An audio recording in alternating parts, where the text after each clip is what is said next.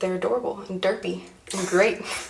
They have giant eyes and they're brightly colored, and so they seem really out of place in a karst environment.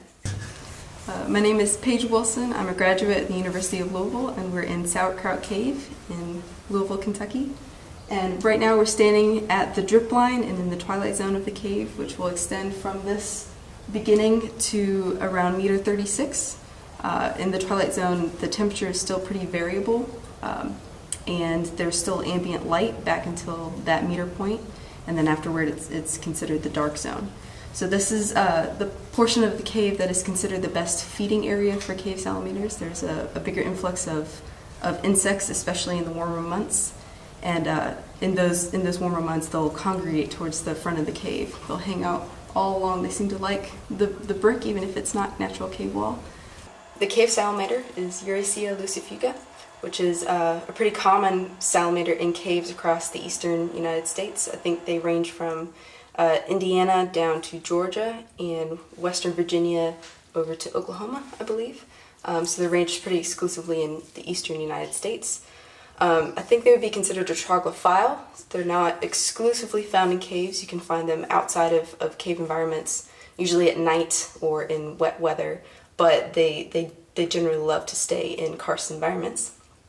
They're just a few centimeters long and bright orange with giant eyes and a lot of black spots on the dorsal side of their body. And they have a larval stage. They lay eggs in generally still or standing water, and they have a tiny little larval stage that it can be 1 or more years. They may overwinter in the larval stage before morphing into the adult phase. And they generally eat insects, and we found interesting things that they like to hang around other animals' excrement. For the flies that come in, they'll hang around and eat those. They are usually assumed to be a prey species for other animals, raccoons, snakes, maybe large frogs that will come in here, but we haven't found any exclusive evidence of that.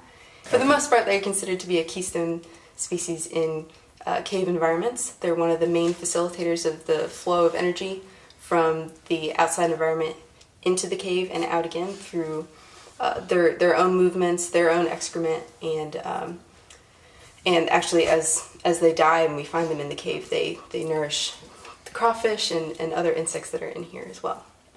Every salamander is unique, just like every person.